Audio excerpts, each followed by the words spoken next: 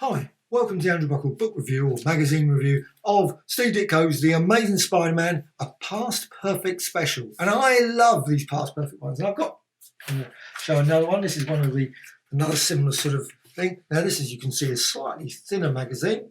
However, this is covers lots of things like Johnny Future and, of course, Triumph of Magneto, the Beast, X-Men, and also the Crimson. However, this one is solely, unlike quite a lot of these ones, on Spider-Man. A brief mention, of course, on Doctor Strange, because, of course, there's a slight bit of crossover there.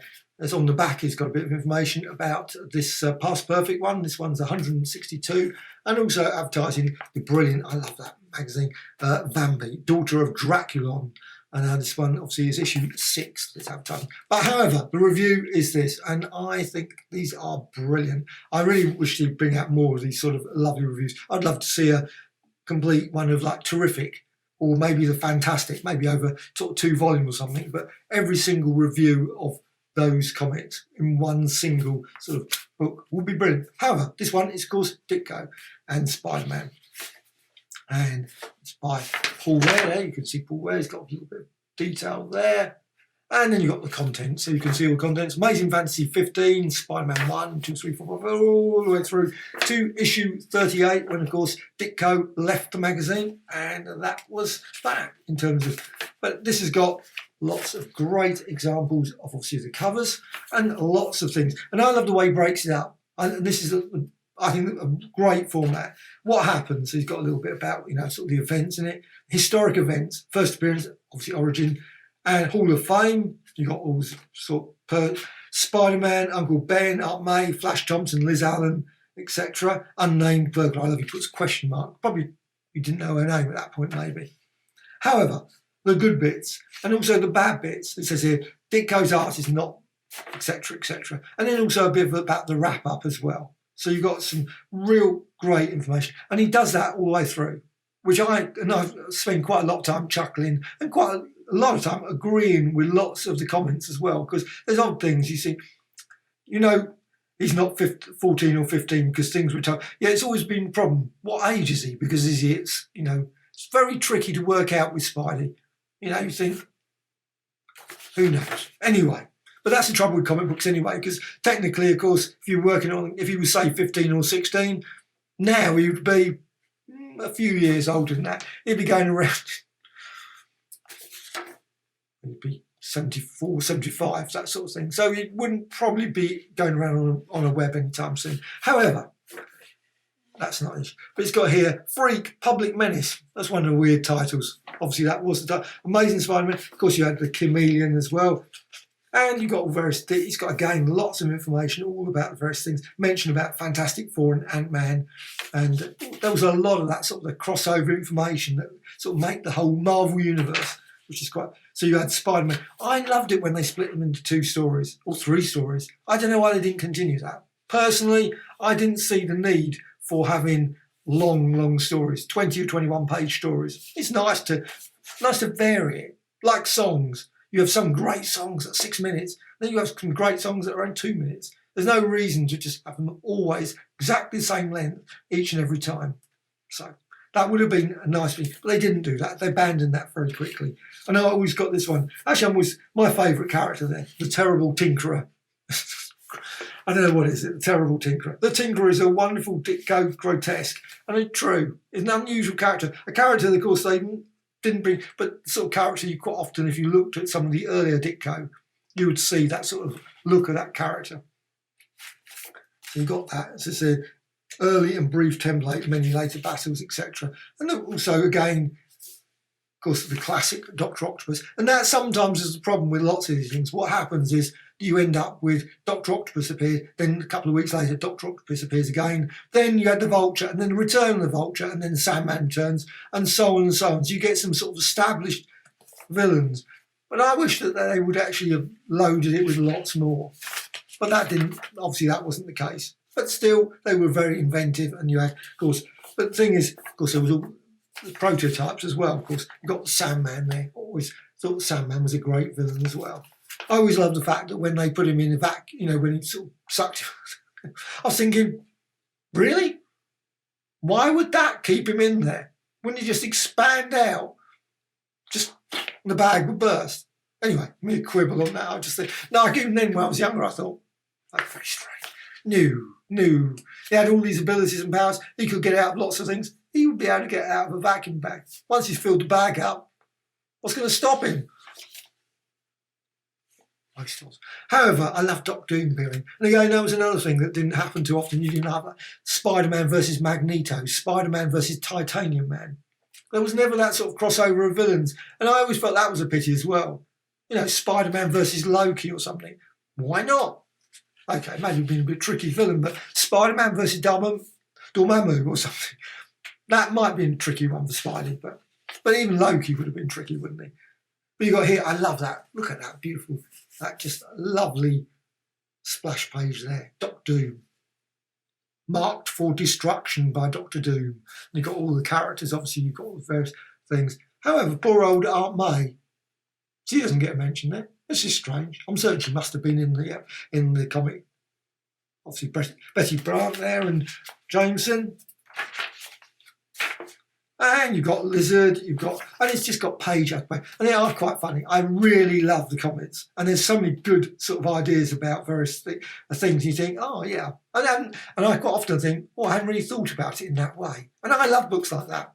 Because it is quite good. It's like, recently I'm a big J.G. Ballard fan, and I've got a book about J.G. Ballard and I'm reading sort of thing. You think, I hadn't realised that. That's a interesting way of looking at it. And this is exactly the same. Lots of great sort of comments. You think, he's right. That is such a daft story. Or, that actually wasn't so bad, and I can understand what they were getting. That one's human. And some, of course, are more just pure nostalgia. At the end of the day, a lot of comic books. I love comic books, and I can pick up on old comic books and thoroughly have a good chuckle and a good look at them. But I realise the weakness in the form. There is lots of things you think, they were aimed at a particular audience, and certainly a more critical analysis of them, you sort of think, no, I don't think so. That just would not work. And actually, it's like Electro. I mean, Electro would be able to beat Spidey in a second. There wouldn't be an issue. Electro would but then again, how would he work? I mean, he's obviously going around, would he be electrified? Anything he touched, would that be electrified? And then he would be killing everyone. Anyone's water, anything. Be awkward, rain, and so on. There's loads of issues. But that's mere quibble on those things. And this has just got lots of examples. And I just think this is just an absolute joy to read, from complete all the way through Mysterio. I love Mysterio. Absolutely great. Now, that was a much more sensible character. Some guy that sort of develops all these abilities with, obviously, because he's a special art. He's a skilled artist. He's gone and made up a thing. As a character goes, that's pretty more sensible and sort of more believable than Dr. Octopus. Because you quite start thinking, well, how did those arms get powered? It was powered by, obviously, the seal, fused in with, but still, how did they work? After a while, you think, there must be a power source somewhere. Is he getting powered? Never see him do anything with power. Seems to be just like unlimited. Well, they're solar powered, I suppose. What's the thing? Solar powered. Well, they never explain, quite often they never explain things. You think, okay. And that one's, of course, classic Daredevil. I love that, the amber and black costume as well. They were always great. Craven was good as well. I love Craven. Craven was a great character. And probably in many ways a more sensible character again, because, of course, he hasn't got any suddenly, powers. The Vulture, well, bit of a problematic there. Some old guy flying around saying, didn't think so. I think that would be pretty, all the air conditions and going around, what's his name? It's a bit flawed. But who knows? Sandman stalks the streets. And there's just, anyway, I could continue on. This book is just full of and at least it does criticise as well. So I love this one. A scorpion's costume looks pretty stupid. I always thought that was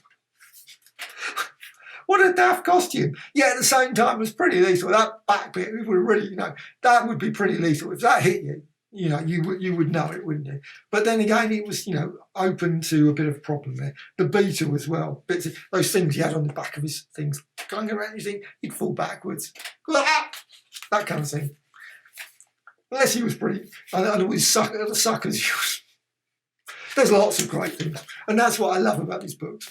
And that's what I love about comics as well. Just because you can see the daftness in some of them, and they're just enjoyable. And that one, I love the Spidey, the robot with old Jameson's face. And the bad bits, Spidey going to retrieve his Spidey signal device. Yeah, I always had problems with that as well. Where did he leave his clothes? I mean, they drop down sometimes because they, that sort of stuff. It was just a bit daft afterwards. But that's the trouble with all sorts of things. Where do you put your clothes? Where do you put your stuff? What if you want to have a sandwich or something? I suppose you could always pick off a sandwich, and he did that occasionally, put some money down and sort of his web. Oh, classic one, Spider-Man, wondrous.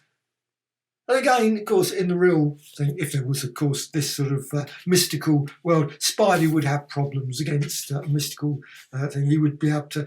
That was a daft one as well. The Spider-Man Scorpion one, of course, that was a very unusual one because that didn't turn up in the UK. Apparently, it was a reason they lost the artwork, which I was quite surprised. I did not realise that. And it says here about the lost tale. This was lost, apparently, because just the original pages were lost. Weird. Apparently they turned up later, but it was just, it did even me. Because the thing was, I had a friend that had that copy, showed me off. He was saying, "Oh, look at this Spider-Man one. You have never seen this one." I was going, "No, that's weird. It's in between these ones. Why didn't we get it?" Most odd. But then sometimes it did happen. You get sort of issue, and I don't know if it purposely happened. You see the end, it would say blah blah blah.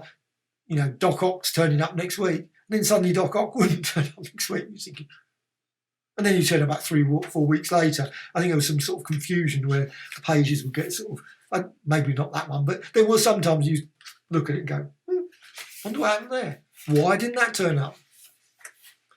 Of course, you had Gwen Stacy. Gwen Stacy looks so weird when you look at later what Gwen Stacy, but you've got Gwen Stacy there. And of course, you got the Looter. Actually, I quite liked the Looter character. He was quite good. And then, of course, as the final one, you've got the classic story, A Guy Named Joe. Next issue, the biggest surprise of the season awaits you. Enough said. And that was a big surprise, of course. However, what an absolute brilliant summation. If you're into Spidey, I think you just have to get this book. Just absolutely. This is a Spider-Man special that's definitely worthy. I just got this along with Spider-Man, the icon.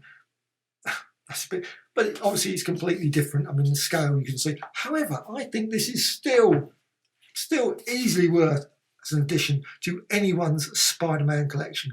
This is, of course, you can get it past perfect. There's actually a Facebook page that's he's got lots of information about past perfect, as well as all the various things. Also, he's got a huge, huge list of all the various magazines, and I love looking at those. I think I've actually got quite a few lists, and I think, I must get that one, must get that one, must get that one, because there's just so many ones.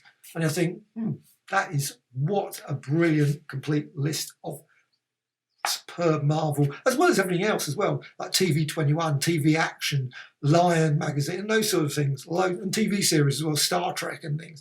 I think it's just great. The enthusiasm that comes through this, it's just brilliant, absolutely superb, totally recommended.